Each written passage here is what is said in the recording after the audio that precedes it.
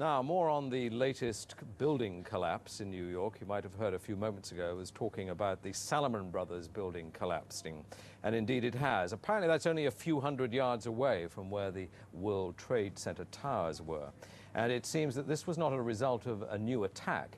It was because the building had been weakened during this morning's attacks. We'll probably find out more now about that from our correspondent, Jane Standley. Jane, what more can you tell us about the Salomon Brothers building and its collapse?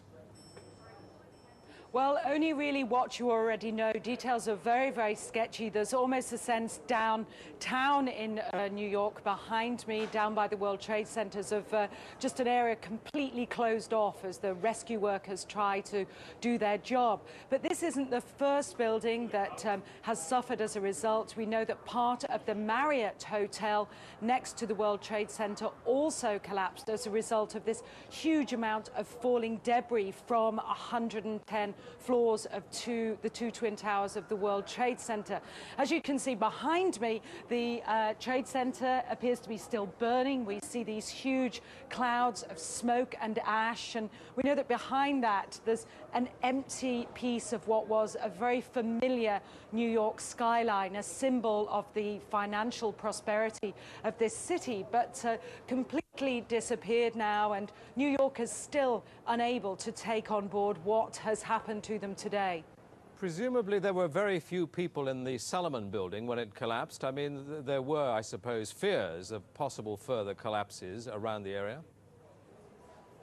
That's what you would hope, because this whole downtown area behind me has been completely sealed off and evacuated, apart from the emergency workers. That was done by the mayor, Rudy Giuliani, much earlier today because of, course, the dreadful collapse of the Twin Towers of the World Trade Center. But New York, very much a city still in chaos. The phones are not working properly, the subway lines are not working properly.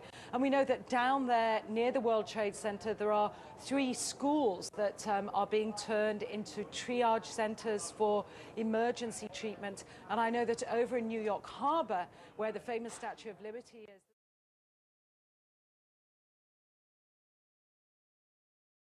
Jane, I think many of us, when we heard the news, perhaps on the radio earlier today, were completely flabbergasted by it and just couldn't comprehend it. I mean, it almost sounded too far-fetched.